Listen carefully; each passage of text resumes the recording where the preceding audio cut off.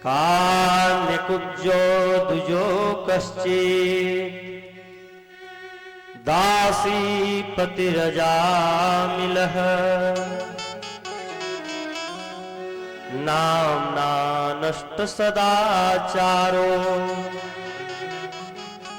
स्त्री संसर्ग दूषिताः। बोले तो सुनिए राजा परीक्षित, इस प्रकार के पापी का किस प्रकार से कल्याण हुआ था। कान्यकुब्ज देश में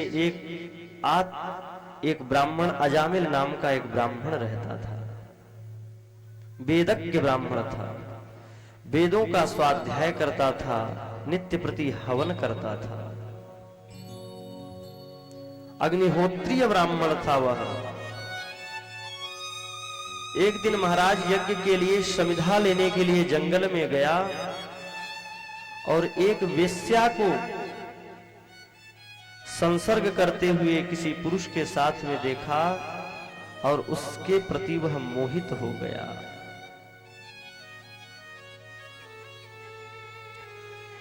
अब महाराज क्या किया, उसने उसी वेश्या से वह विवाह कर लिया और उस वेश्या को अपने घर ले आया। जिस पत्नी के साथ में पाणी ग्रहण संस्कार हुआ था उसको त्याग दिया और उस वेश्या को लेकर के अपने घर में आ गया। जहां पर नित्य प्रतिदिन जहां पर यज्ञ हुआ करता था, जहां वेद ध्वनि हुआ करती थी, वह सब बंद हो गई और अब ऐसा कोई भी दुराचार नहीं था जिसमें वह ब्राह्मण लिप्त न हो गया। मदिरा का पान करने लगा, चोरी करने लगा, समस्त प्रकार के व्यभिचार करने लगा।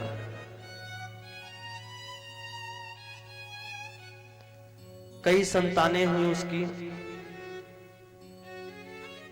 एक संतान उस वेश्या के गर्भ में थी, तभी संतों की एक टोली आई उसी ग्राम में। तो जैसे हमारे गांव में, हर गांव में ऐसे कुछ लोग होते हैं कि अगर वो जिसको कुछ नहीं देना चाहें तो जिसके यहां से कुछ उसको नहीं मिलेगा उसी के घर के बारे में बताएंगे, चले जाओ वहां पे आपको अवश्य मिल जाएगा। तो जान रहे हैं कि वहां जाएंगे तो लाठी डंडा ही खाएगा, लेकिन उनको दूसरे के प्रति कष्ट देने में बड़ा आनंद आता है। तो वैसे ही अजामिल के गांव में भी थे। संतों की टोली आई, शाम का समय हो गया था। संतों ने कहा भैया इस ग्राम में रात्रि विश्राम करना है, भोजन मिल जाता और रात्रि विश्राम हो जाता। बोले हाँ हाँ, किनारे पर एक अजामिल ब्राह्मण देवता रहते हैं, उनके यहां चले जाइए, बड़ी संत सेवा होती है वहां। संत पहुंच गए वहां। उस समय वह अजामिल वहां पर नहीं था, वो वेश्या थी वहां पर,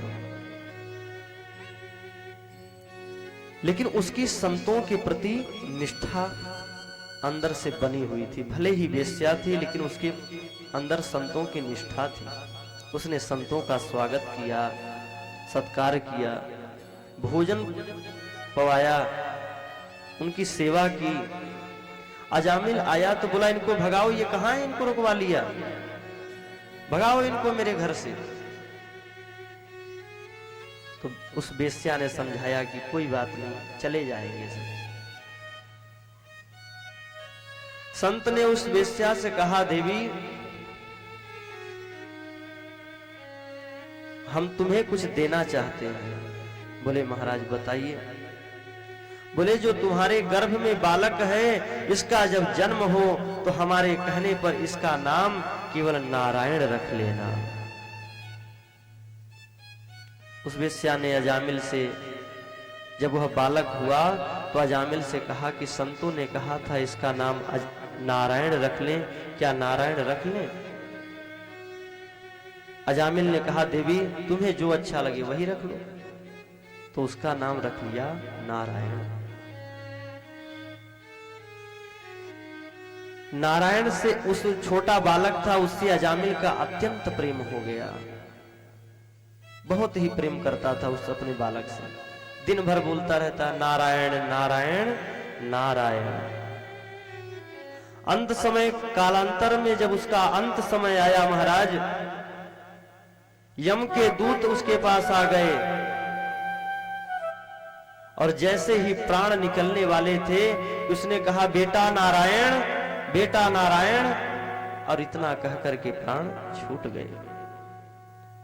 जैसे ही नारायण कहकर के उसने प्राण छोड़ा, यम के दूत जैसे ही लेकर जाने के लिए आतुर हुए कि वहां चतुर्भुज रूप में भगवान विष्णु के पार्षद प्रकट हो गए। बोले नारायण भगवान की जय हो। उन पार्षदों ने कहा हे यम के दूतों, तुम कहां लेकर के जा रहे हो? यह तुम्हारे साथ नहीं जाने वाले, यह मेरे साथ जाएंगे। बोले क्यों? बोले इसने नारायण का नाम उच्चारण किया हुआ है, नारायण नाम उच्चारण किया है इसने। यम के दूतों ने कहा कि भैया इसने नारायण भगवान का नाम उच्चारण नहीं किया, इसने तो नारायण इसके पुत्र का नाम था, इसलिए नारायण का उच्चारण किया है। पार्षदों ने कहा कि इसके पुत्र का नाम अनादिकाल से नारायण नहीं है, नारायण नाम तो अनादिकाल से है, इसलिए जो मूल में है उसी का नाम माना जाएगा। अब तो यम के दूत भागे और जाकर के यमलोक में कहने लगे कि किस किस को लाएं और किसको नहीं लाएं, ये भी हमें बता दीजिए आप। अजामिल को हम लेकर के आ रहे थे तो इस प्रकार से विष्णु के दूतों ने हमसे उनको छुड़ा लिया। तब बताया यमराज, द्वादश भागवतों में यमराज जी भी जो हैं वो परम भागवत हैं, भगवान के भक्त हैं। तो बोले जिह्वा न वक्ति भगवत गुण नाम धेय, चेतस्य न स्मरति चरणारविंद,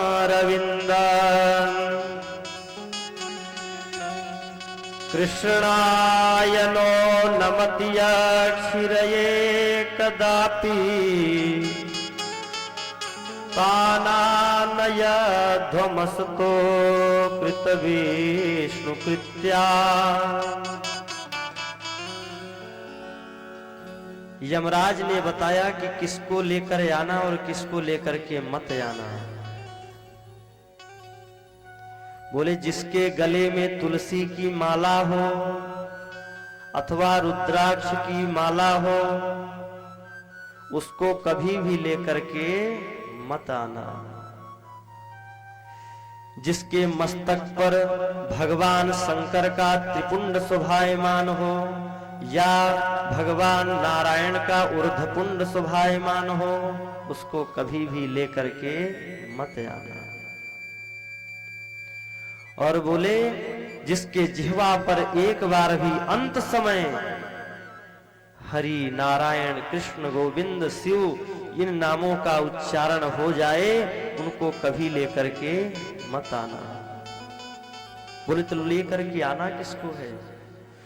बोले जिह्वा न वक्ति भगवद गुण नाम धेयम, जिस जिह्वा से कभी भगवान के नाम का स्मरण नहीं होता वह मेढक के समान केवल टर टर कर रही है, ऐसे व्यक्ति को पकड़ करके मेरे पास ले आना। चेतश्चन स्मृत चरणारविंदम, जिसका मन जिसका चित्त कभी भगवान के लिए नहीं सोचता, भगवान का ध्यान नहीं करता, भगवान के स्वरूप का चिंतन नहीं करता, उसको खींच करके मेरे पास ले आना। कृष्णाय नो नमति क्षिरिये कदापि, जो भगवान के सामने, भगवान के भक्तों के सामने, क्योंकि भक्ति भक्त भगवंत गुरु चतुर नाम बपुए, इनके पद बंदन किए नासत विघ्नयने। जो भगवान के सामने नहीं झुकता, साधु संतों वेद पुराण इत्यादि का सम्मान नहीं करता, उनको खींच करके मेरे सामने ले आना। सुखदेव जी महाराज ने कहा, राजा परीक्षित, ऐसा संसार में कौन दयालु होगा जो अंत समय में एक बार केवल नारायण का उच्चारण किया और समस्त अपराधों को भगवान क्षमा कर दिए। इतना सरल साधन कलयुग में प्राप्त है हमें, केवल और केवल भगवान का स्मरण रहे बस। कोई भी नाम आप पकड़ लीजिए। और हमें एक बात का और ध्यान रखना चाहिए, पहले के नाम ऐसे ही होते थे, रामदास जी, श्यामदास जी, कोई न कोई भगवान के हमारे नाम रहते ही रहते थे। आज जो मन में आ रहा है टिंकू पिंकू रखे चले जा रहे हैं। न नाम का कोई अर्थ है, न कोई उसका तत्व है। तो कहने का तात्पर्य यह है कि जब एक बार अजामिल ने नारायण नाम उच्चारण किया, उसको भगवान की प्राप्ति हो गई, भगवान ने समस्त पापों को क्षमा कर दिया उसके। तो हमें क्यों नहीं पकड़ेंगे वो, हमारे अपराधों को क्षमा क्यों नहीं करेंगे। इस प्रकार से नाम की महिमा बताया सुखदेव जी महाराज ने कि भगवान की नाम में कितना बल है।